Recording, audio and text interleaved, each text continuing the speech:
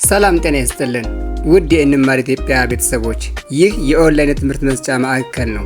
የምንሰጣቸው የትምህርት አይነቶች አማርኛ፣ እንግሊዘኛ፣ ሂሳብና ሌሎችን የትምህርት አይነቶች ከጀማሪ እስከ ከፍተኛ በተለያዩ ሶሻል ሚዲያ አማራጮች ማለትም በኢሞ፣ በቴሌግራም፣ በዋትስአፕ፣ በጉግል ሚት እንዲሁም በዙም አፕ እያስተማርነ እንገኛለን።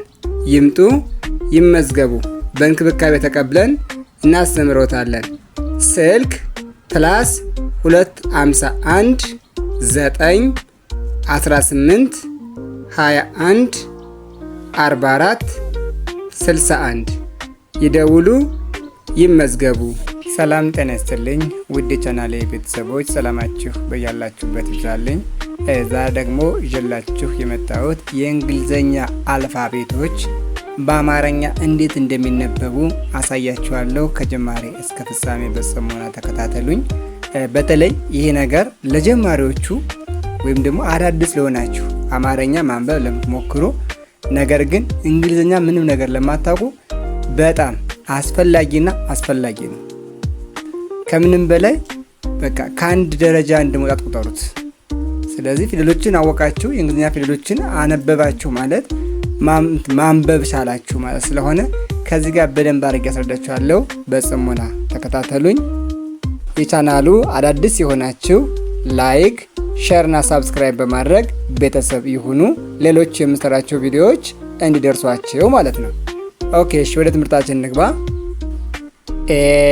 የመጀመሪያዋ ፊደል የእንግሊዝኛ ፊደላችን የእንግሊዝ አልፋቤት ብለን ከምንጠራ ውስጥ የመጀመሪያዋ ፊደል ይች ነች።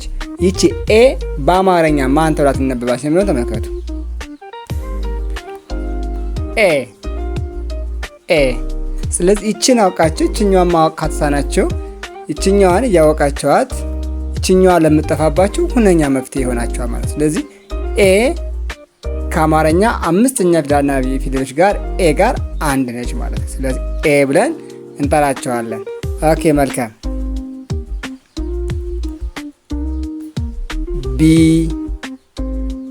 ቢ እንላለን። ቢ ብለን ደግሞ በአማርኛ ስንጽፍ እንዴት ነው የምንጽፈው? ኤዎች ቢ ማለት ይች ነች። እንደምታዩት ይችን ትመስላለች ማለት ነው። መልካም። ኦኬ እስኪ ሲን እኔ ደግሞ ሲ ማለት ይች ነች። ሲ በአማርኛ ስትጻፍ እንዴት ነው ትጻፋለች? ልክ እንደዚህ ሲ፣ ሶስተኛ ፊደል ሲ ማለት ነው። ሲ ብለን እንጽፋለን። በጣም ጥሩ። ኦኬ ወደ አራተኛው ስንሄድ አራተኛ ሲ ብለን የምናገኘው እንግሊዝኛ አልፋቤታችን ውስጥ ዲ ነው። ዲ ማለት ይህ ነው። ዲ እንላለን። ኦኬ በአማርኛ ስንጽፈው ደግሞ ምን ይሆናል ማለት ነው? ዲ፣ ሶስተኛ ፊደል ዲ፣ ሶስተኛ ፊደል ይሆናል ማለት ነው። እሺ ከዲ ቀጥለን የምናገኛት ኢ ቫውል ሌተር ብለን የምንጠራት ናት። ኢ ብለን የምንጠራት ይቺ ቫውልም ተብላ ትጠራለች። ከላይ ኤ ያለች፣ ከዚህ ጋር ደግሞ ይቺ ሁለቱ ቫውል ብለን እንጠራቸው። ምንድን ማለት ነው? አናባቢ ብለን የምንጠራቸው ናቸው። ስለዚህ ይቺ ቫውል ደግሞ ማን ትሆናለች? ኢ ማለት ይኸው አናባቢ እዚህ ጋር ሆነች ማለት ነው። ኢ ቫውል ናት። እዚህኛውም በአማርኛም አናባቢ ፊደል ነው የምትወስደው። ኢ አልናት። ኦኬ ከዚህ ቀጥለን ማን ነው የምናገኘው? ኤፍ ማለት ይህ ነው። ኤፍ ይህን ይመስላል። በአማርኛ ስንጽፈው እንዴት ነው? ኤፍ ስንል ኤና ፍ፣ ኤና ይኸው ኤ፣ ከዛ ማናለን? ፍ፣ ኤፍ እንላለን ማለት ነው። ኤፍ ብለን እንጠራለን። ኤፍ። እሺ ከኤፍ ቀጥለን የምናገኘው ጂ ይባላል። ጂ ማለት በአማርኛ የትኛው ነው? ይሄው ይሄ የጀ ቤት ሶስተኛ ፊደል ጂ ይሆናል ማለት ነው። ከጂ ቀጥሎ የምናገኘው ደግሞ በእንግሊዝኛ ስንሄድ ማነው? ኤች ማለት ይሄ ነው። እሺ ኤችን ደግሞ በአማርኛ ስንጽፈው ኤና ች፣ ኤች ነው የምንለው። ይኸው ኤች ኤች ኤና ማና ማለት ነው። ሁለት ፊደሎች ኤና ቺ ተጣምረው ነው ኤች ብለን የምናነበው ማለት ነው። ኦኬ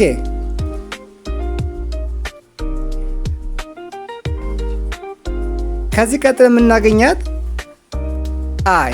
አይ ማለት እች ነች። አይ ስንል አሁንም አናባቢ አላት። ኤና አና የትኛዋ አይ ያው አይ እንላለን ማለት ነው። አይ ማለት ይሄ ነው ሙሉ ሲጻፍ አይ። ከአይ ቀጥለን የምናገኘው የእንግሊዝኛ አልፋቤታችን ማነው? ጄ ማለት ደግሞ በአማርኛ ስንጽፈው የትኛው ነው? የጄ ቤት አምስተኛ ፊደል ማለት ነው። ጄ በጣም ጥሩ። ከዚህ ቀጥለን የምናገኘው የእንግሊዝኛ አልፋቤታችን ውስጥ ላይ ማን ነው? ኬ ብለን የምንጠራው ነው። ኬ ማለት በአማርኛ እንዴት እንጽፈዋለን?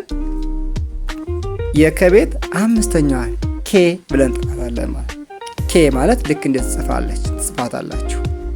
እሺ ከኬ ቀጥለን የምናገኛት ማነች? ኤል ብለን እንጠራታለን። ኤል ማለትም አሁንም ሁለት ቃል ሊሆንብን ኤና ል ኤው ኤል ብዬ ጻፍኩኝ ማለት ነው። በኋላ እንደመጡ ሁሉን ስለምናነበው ችግር የለውም። ኤል ከዚህ ቀጥል የስማልን ነው። እንግሊዝኛ አልፋቤቴ ኤም ኤና ም ይኸው ኤና ም ኤም እንላለን ማለት ነው። በጣም ጥሩ። እንዲህ ያደርጋችሁ በደንብ መያዝ መቻል አለባችሁ። ከኤም ቀጥለን የምናገኛት ኤን ነች። ኤን ማለት ይቺ ነች። ይቺ ደግሞ በአማርኛ ተቀይራ ስትጻፍ እንደማለት ኤና አሁንም ኤም እንዳልነው ሁሉ ኤል እንዳልነው ሁሉ የዚችም ኤና ኤን አናባቢ በአማርኛ ኤን የሚል አናባቢ አላት ማለት ነው። ጥሩ። ከዚህ ቀጥለን የምናገኛት እንግሊሽ አልፋቤታችን ማነች? ኦ ነች። ይቺ ኦ ማናት? ባውል ሌተር ኦ ነች። 3 ባውል አየን። እንግዲህ 4 ባውሎች አይተናል። ኤን አየን፣ ኢን አየን፣ አይን አይተናል። አሁን ኦ ላይ ደርሰናል። ኦም ባውል ናት።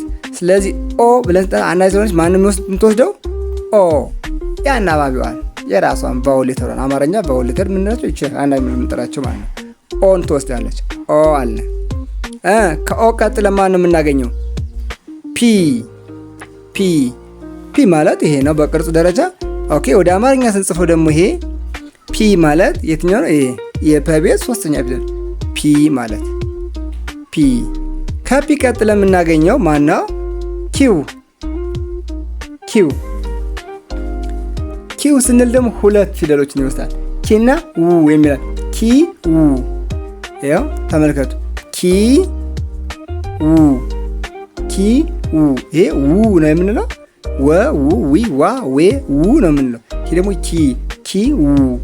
ኪው እንላለን ማለት ኪው።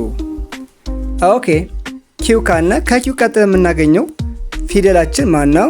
አር ይባላል። አር ማለትም ደግሞ አናባቢ አለው። አና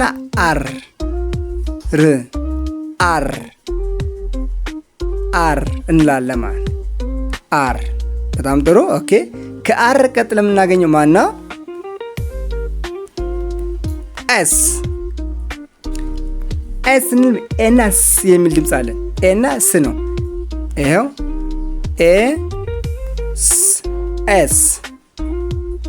ኤስ ከዛ ማነች?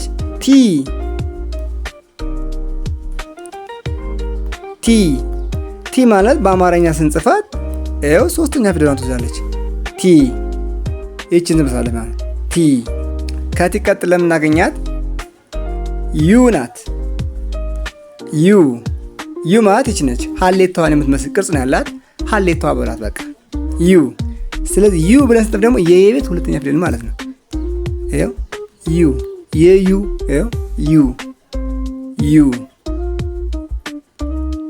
ከዚህ ቀጥለን የምናገኛት የአማርኛ ፊደል የእንግሊዝኛ ፊደላችን ማነች? ቪ ናት። ቪ ማለት ይች ነች። ይቺ ቪ ስንል ደግሞ የማን ፊደል ነች? ቪ ማለት የቨ ሶስተኛ ፊደል ቪ ናት። ለቻገር ትጽፏታላችሁ። ቪ እንላታለን። ከዚህ ቀጥለን የምናገኘው የእንግሊዝኛ አልፋቤታችን ማን ነው? ደብሊዩ። ደብሊዩ ማለት ይህ ነው። ኦኬ ይህችን ደብሊዩ የምትባል ፊደል ወደ አማርኛ ስንጽፋት ማነች? ደብልዩ ደብልዩ ደብልዩ ብለን እንጽፋለን።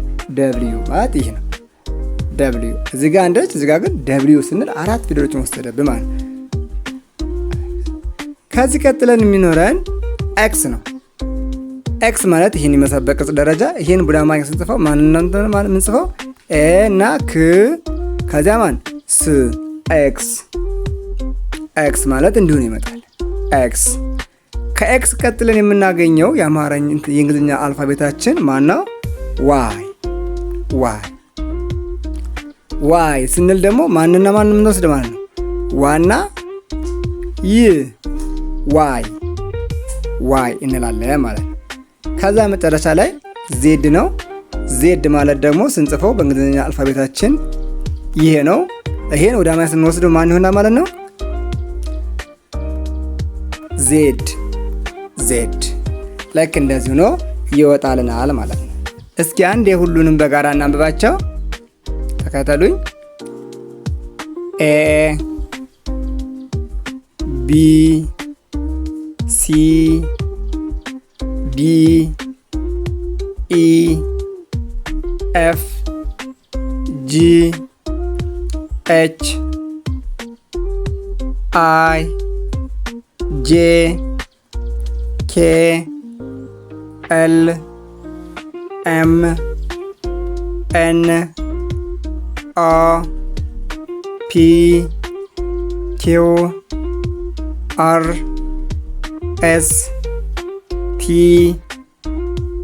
ዩ ቪ ደብሊው ኤክስ ዋይ ዜድ። ልክ እንደዚህ አድርገን እናነባቸዋለን ማለት ነው። እውነቴን ብዬ የምነግራችሁ እናንተ እንደ ቀልድ ልትዋቸው ትችላላችሁ። ነገር ግን ይሄ ነገር በጣም ለሕይወታችሁ አስፈላጊ ነው። አማርኛ በእንግሊዝኛ ለመጻፍ ብትፈልጉ እንግሊዝኛዎችን ፊደሎቻችሁ እየጠፉ ካስቸገሯችሁ በጣም ችግራችሁን ይቀርፍላችኋል ብዬ ተስፋ አድርጋለሁ። ቪዲዮውን ላይክ፣ ሼር እና ሳብስክራይብ በማድረግ ቤተሰብ ይሁኑ። በቀጣይ ቪዲዮ እስክንገናኝ ድረስ መልካም ጊዜ፣ መልካም ቆይታ